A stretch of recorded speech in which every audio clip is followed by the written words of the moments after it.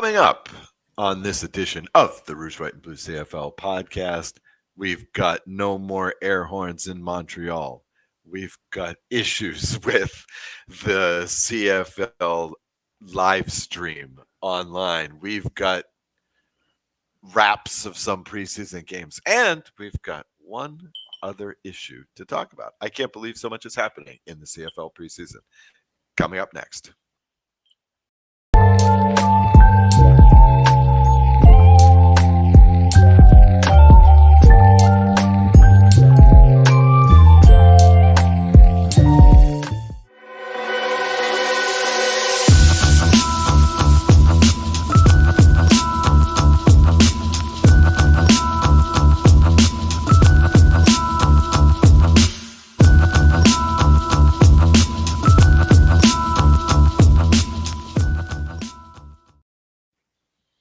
Hello and welcome to the Rouge, White, and Blue CFL podcast. My name's Oz Davis. I'm the co-host of the show. Joining me, as always, is my co-host, Joe Pritchard. Joe, how is it going?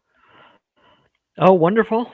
I'm on vacation, and it's a long weekend here in the States anyway, so just probably more relaxed than I've been in months.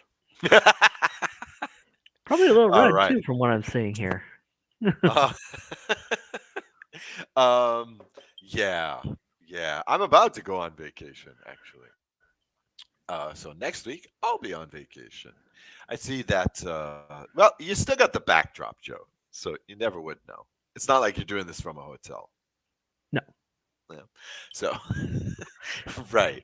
Well, the Rouge, White, and Blue is getting in some preseason reps. We just had, I guess, week B of the CFL preseason last week, but also a couple of news stories. One quite depressing news story. The piece from Three Down Nation is entitled Silence at Last. Montreal Alouettes ban AIRHORNS for 2025 season.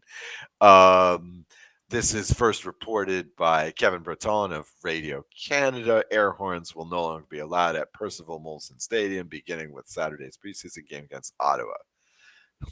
Yeah, I can definitely talk about that. Okay, the Alouettes amended their vague guidelines around excessive noise making and specifically banned the use of compressed air trumpets, megaphones, and other mechanical noise instruments. Yeah, I've got some thoughts, but Joe, you broke this news to me in the first place, so you tell me, what's your opinion? Like, I get it. I get that people don't like to turn on their TV and hear repetitive things over and over again. Believe me, I understand that concept. I'm the father of a 7-year-old, so I get that. At the same time,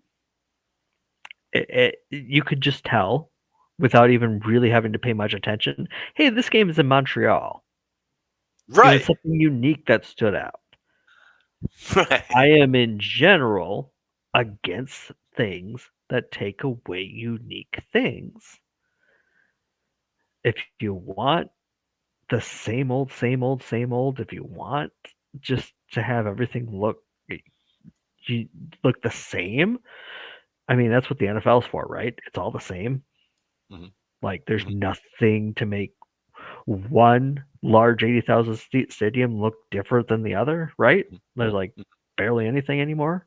I mean, maybe one has a dome and one doesn't. That's about it. That's the only difference you see these days, right?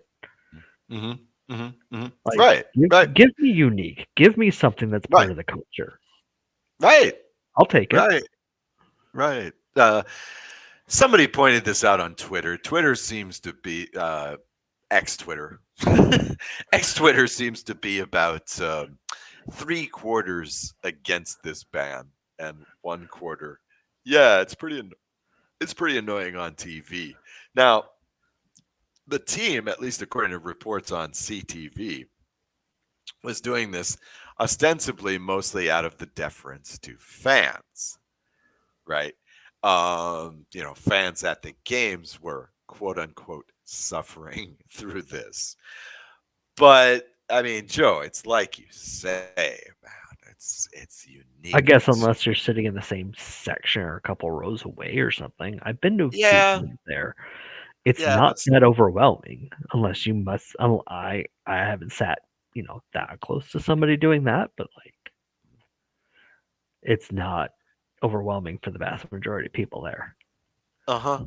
Right, right. I mean, and like you say, Joe, it's the hallmark. It's again, you trade it's like watching an American college football game and hearing the band, you know, the college band during the game.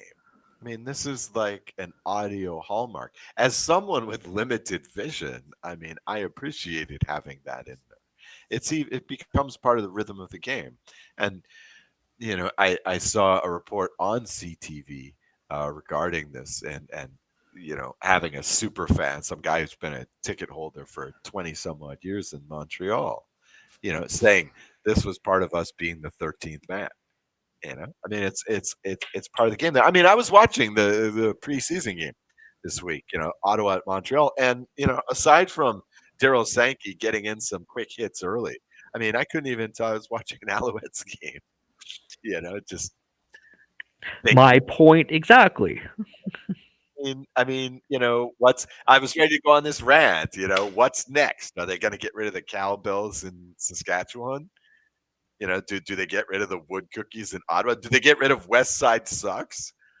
I mean, like what is next?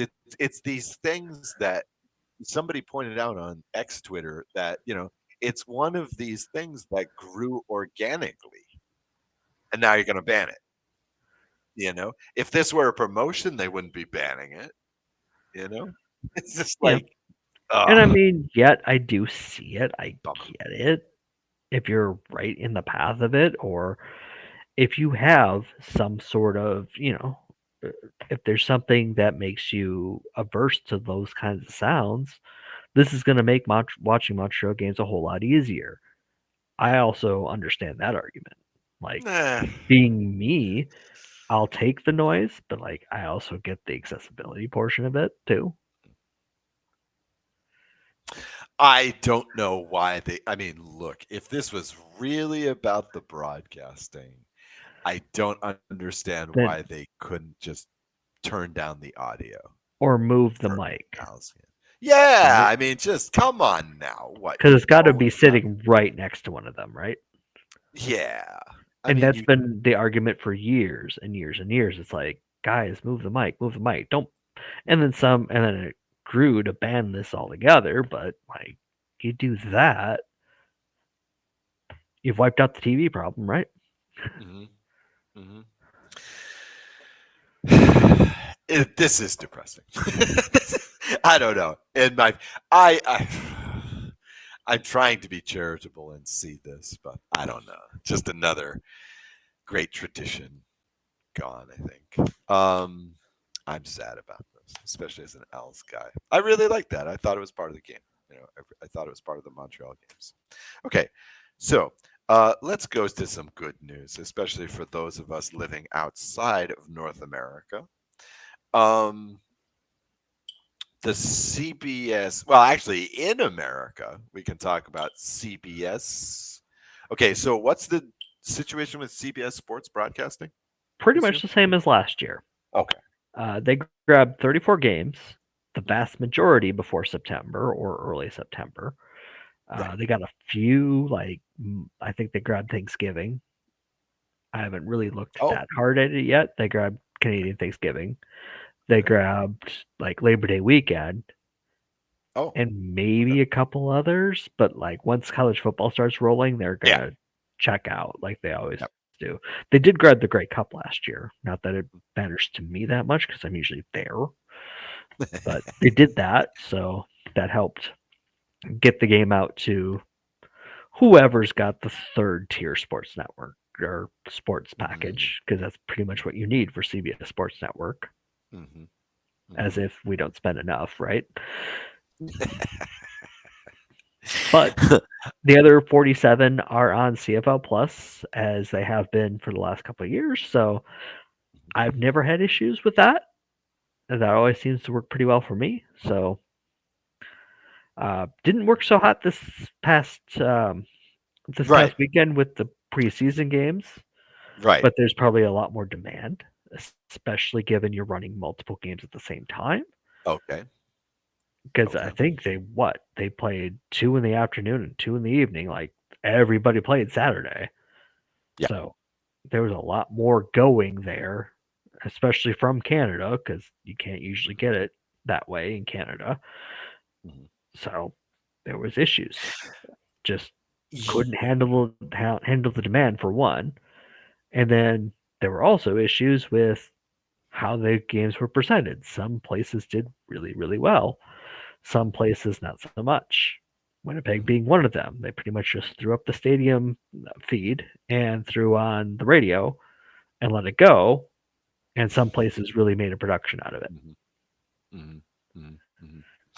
Well, yeah, but the thing is, this may be about handling the feed and whatnot. But if you look at the audios on replay, because being in Central Europe, I'm not watching these things live.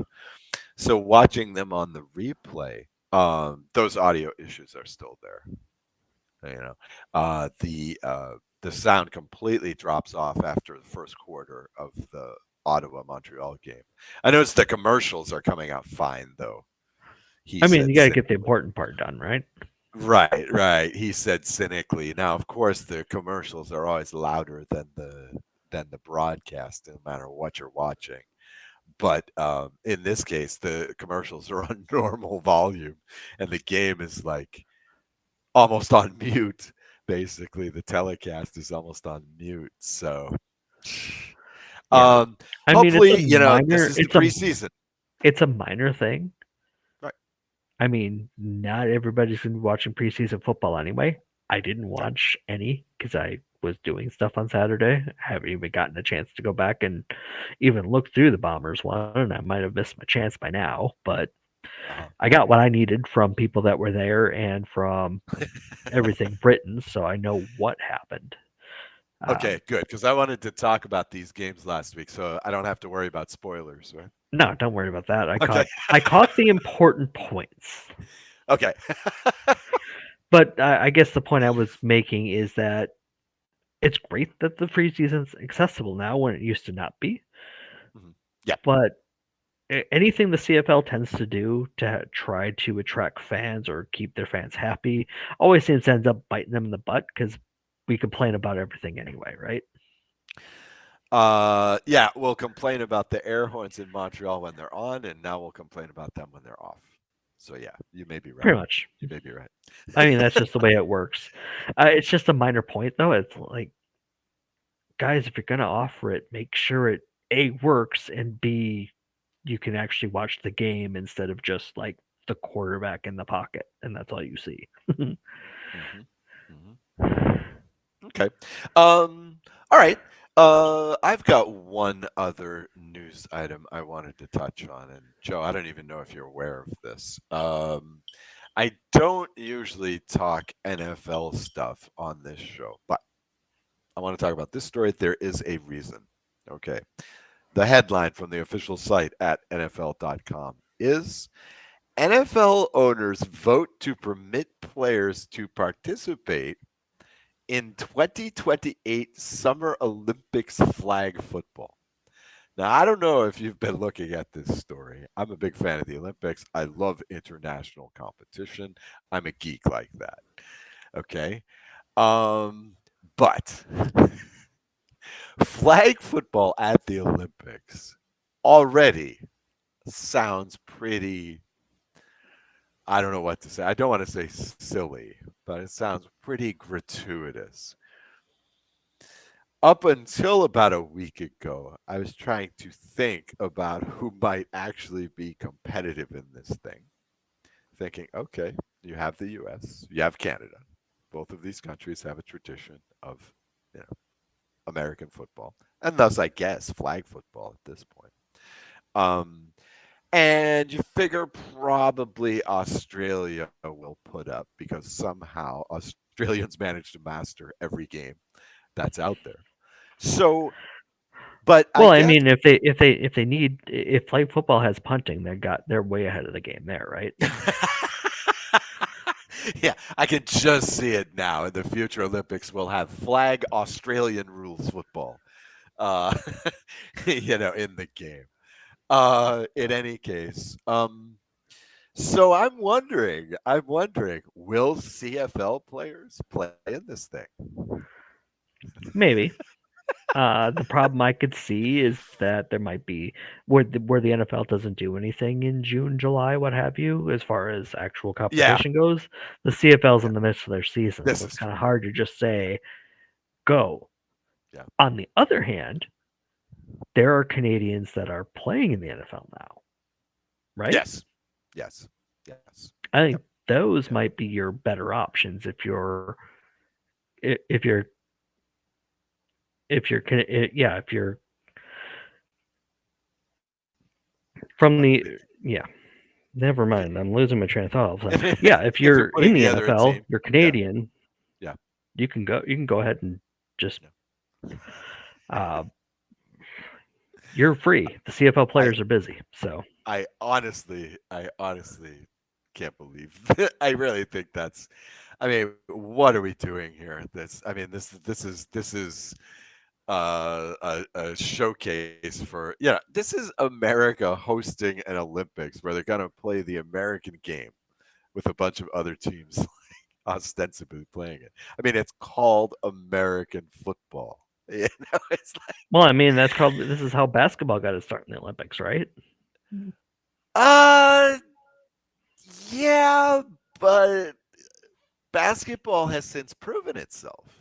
Yes, I mean, American football is older than than basketball. And even stuff like rugby, cricket, and baseball have some international reach, but I'm sorry, gridiron football just doesn't. Now look, I know here in Europe we have a European, which is kind of strange, but you have a European American Football League. There are teams from all over the continent. Germans love this game. The Austrians manage to put up good teams very often. I once caught the Ukrainian team here in Budapest, you know. But and I mean our buddy it's Greg just would tell us all about the X League if he was here. So in Japan, right? right, right, right. So this stuff does exist, but then you have flag football, which is just this offshoot of gridiron football. So I just don't know what to think about this. I just thought it was a funny story. I noted here the part of the news story was NFL owners passed a resolution 32 to nothing, allowing league players to try out and participate in flag football at this Olympics. So, man, Yeah, and why? then you see Just the news stories about the U.S. flag football team going, just do we get to play? We've been doing this for years. hmm hmm hmm hmm Um, yeah, well, that's what's happened is that a lot of the members of the ostensible Team USA flag football team, I mean, have come out and said that they don't like this. Obviously, but did you even know that there's a professional flag football league? No. Yeah, it's been around since like 2018. Four teams, four teams, like Boston, Dallas, Las Vegas, and Nashville. These are the. I mean, come on now, come on now. Yeah, I'm a big Vegas Lucky Sevens fan. That's the name of the team. Anyway, so that's just my rant. I'm sure the Canadians that are listening to the show will appreciate that the odd American rant. In any case, okay. Well, I mean, So that's what they assume they're going to get anytime they listen, right? yeah, but I guess here I am being the CFL fan complaining about America. Uh, all right, so So we've I'd got like it to talk. going both ways. We're doing pretty well, aren't we? All right, all right, American fans talking Canadian football. That's what you get. Okay, so I'd like to talk about last week's games, but before we do that, Joe would like to speak about CFL fans fight cancer. Yes, as we had been speaking about the last couple of weeks, our big event in November at the Grey Cup um, will be in Winnipeg, of course, Tavern United. But before that, we've got a store up and running through June 15th. So this is the time to get your pins, hoodies, or T-shirts to support us. Otherwise, if you see our posts online, a retweet, a share, anything helps. We're gunning for $100,000 this year. Okay, great, great, great, great, great, great. And as I said last week, I'm going to keep doing this. I think every week we do this promo. As I said last week, I was able to contribute to CFL Fans Fight Cancer in the name of Rouge, White, and Blue last season because I won the Canadian Football Podcast Weekly Fantasy League 2024. So I'm hoping to do so again this year. That's not just a gratuitous mention. It is a gratuitous mention, but it's not just a gratuitous mention of my awesome defending championship because I wanted to talk last week's preseason games. I feel like, yes, this is preseason football. It's no different than preseason football in the NFL. But I do feel like you can catch a glimpse of some early fantasy plays. Um, there are some guys who are starters who are really showing up early um, and are ready to play. I wanted to start off with the Montreal Ottawa game. It was the first game of the week, and put forth for your consideration Devontae Dedmon, who scored a nice early touchdown in the game, looked sharp. Um, could be a good first week play.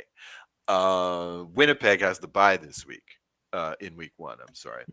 Winnipeg has the bye in week one, so we're looking for non-Bombers players in week one. But I'm gonna look for Devontae Dedmon. He looks sharp. He's ready to go right now. About the only other comment I have on this game is, boy, it's quiet in Montreal. I just wanted to point this out. The first score of the season for the House was a Rouge. So Getting we'll things take off on the right foot. that. Right. Um, okay. Sadly, the CFL fantasy game does not have kickers because the star in the Winnipeg Saskatchewan game, Winnipeg 15, Riders 9, were the field goal kickers.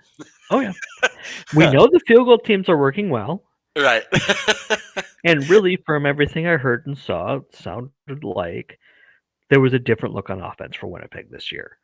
Um, it was clear last year that the Winnipeg offense was very boomer bust. Uh, there wasn't a lot of intermediate routes going on. It was either short dump offs or going deep to Kenny Lawler. Worked out decently, but this time around it looked like more of a multiple factor offense. Yeah. Couldn't punch it in, but it looked like every quarterback did a decent job, which is good. Um, Definitely need to have some depth at that position, so that's always good to see. Just and I didn't hear much about any major injuries, so that's always a win, right? That's how you win your preseason games. Don't even look at the scoreboard. Right. Did you do something approximating football and come off the field healthy? Mhm. Well, So I mean, win. okay, okay. So Zach Galeris was 10 of 13, Mhm. but I think only for 80 some odd yards. Now, this season, with the exception of Calgary, no one was airing it out in this week. No one was really throwing the long ball at all. So not much to see there. But yeah, Winnipeg looks like they're testing some options. They didn't really meet much resistance on defense when the A team was out there, despite not punching it in, as you said. But when you get Sergio Castillo going 5 of 5, well, there you go. That helps. That's always a nice thing to have in the back pocket. Um, okay, so speaking of the stamps, The Calgary game was interesting. Calgary Stampeders 31, Edmonton Elks 4. Great Canadian score, by the way, Uh huh. 30-4. Uh, the both Vernon Adams and Philip Walker Jr. looked really nice for the Stamps. You got to consider Vernon Adams as your fantasy quarterback in week 1, I think. I think Vernon is going to come out there with the proverbial chip on the shoulder and ready to play. These two guys together, 22 completions, 267 yards, pretty nice. But what I was really looking for in the case of Calgary was the receiving core. Of course, they've more or less they're going to attempt to rebuild this entire thing this year after more or less cleaning house. 14 players got passes in this game for Calgary, led by Ishmael Hyman, who to me might be a nice pickup in week 1 fantasy, especially if you're going to go with Vernon Adams. Let's see. Okay, I've got some bio on Hyman because Hyman was actually finished college at James Madison in 2018. But since then, he's been kicking around in the AAF. He's been on NFL practice squads. He's been in whatever the hell they're calling the USFL these days. USFL 2.0, I should say. But this was his CFL debut, and he was pretty freaking awesome looking. So Hyman may be the short-term future for this Calgary passing game. I think you've got to be optimistic about that. And they certainly got a lot of looks at a lot of guys. So something to keep the eye on this season because Calgary is the X factor, I think, in the West. Yeah, They could be 6-12. they They needed could some. be 12-6. I'm not going to go that far, but they needed something to dream on, and they got it Mm-hmm. because it was hard. It's got to be hard as a Calgary fan going in, knowing that everybody's picking you fifth, maybe fourth if you're really feeling good about things. So having something to dream on and going, maybe we can sneak in here, we can give people a run, Mm-hmm. Mm-hmm. might help fill a few more seats. Mm-hmm. Yeah, yeah. I don't know. I was thinking about this. I'm gonna have a hard time picking Calgary fifth this season. On the other hand, I don't know who is fifth. The Stamps themselves would suggest maybe Edmonton after this 31-4. Not much to say for Edmonton at all in this game. I mean, again, I know it's the preseason, but nothing. I'm not seeing too much from the Elks side in this game. Nice game by the Stamps, though. Nice game by the Stamps. Okay, so the third game of the week, but the last one we'll talk about was Hamilton Tiger Cats 24, Toronto Argonauts 16. This game was 6-0 at halftime, so not much was happening. Now, you've got something on Chad Kelly. He's out for week 1. Yeah, that's the sounds of it. Matthew Shinetti had an interview up. Okay. Looking like Chad Kelly is not going to be ready for the start of the season, so it'll probably be Nick Arbuckle as the number 1 for a while. I mean, the last time that happened, it worked out pretty well for them, so I don't think they're all that worried about it. You don't know how long that's going to last, but it won't be. It probably won't be as long as the last year when Chad Kelly was out until mid-season. So Mm-hmm. Toronto fans have got to be feeling pretty good about that. Mm-hmm. Yeah. In this game, I don't know. Nick wasn't fantastic. It looks like he can kick some rust off. Cameron Dukes came in the second quarter and went 1 of 6. But here's Tucker Horn. I was kind of depressed. He led the whole team. He led the Argos in the second half. He's coming out of Trinity College in the U.S. Played what was he? I got the stats here. 172 yards on 16 of 21 and a touchdown. Now, I know this is second team, third team kind of stuff, but still, jeez. Now they're going 3-4 deep at quarterback as well. I don't need this. I don't need this in my life. Yeah, it's I tape. don't need. It's tape for whoever he gets a shot with. Mhm, That's the thing mhm, about preseason is even if the even if the team you're on doesn't need what you're Mhm. offering, somebody else might. And if you show Yeah. somebody something, you might get a shot you never would have gotten otherwise. Yeah. It's a bit of an audition slash job fair Hmm. for a lot of players. Um, I think Ishmael Hyman has a home. I don't think he's going to be on another team aside from Calgary this year. Really impressive. Really impressive. Okay, so that's all we have for this week, I believe. Next week, who's off? Who's got the bye It's one of on the week C? it's one Let's of the see. So teams that played week A, so I couldn't this even tell you is offhand. yeah. Okay, so this will be BC. No, this will be Calgary. Yeah, Calgary will be off. Yeah, BC gets Edmonton on that last game. Okay, so one more week of preseason, and we're just jumping right in, right? Yep. June 6th is when the season starts. Okay, so I guess next week we'll have We've to got do the predictions to make next week. yeah. We got a That's busy what I was show gonna say. next week. Yep, that's what I was going to say. Is next week we'll have to break out the records, right? We're going to do records this year, right? Yep. I I'm mean, going to like we prep do those. every year, right? Yep, I'm going to prep those numbers. Everybody's going to be 9-9 in the West. that's that's my spoiler. It's going to come down to tiebreakers. All 5 Ooh, spots. let's have chaos. Oh, that would be amazing. I would like that, especially since I don't have a pony in the West. But I would like that just to see the reactions on Twitter. Oh Yeah. my God! Don't It's root for the supposed ponies in the West, please. yeah, I don't have them. I don't have the lucky ponies in the West. Geez, who knows? If they're outlawing air horns, can Quick Six be far behind to be outlawed? Come on, isn't that too noisy?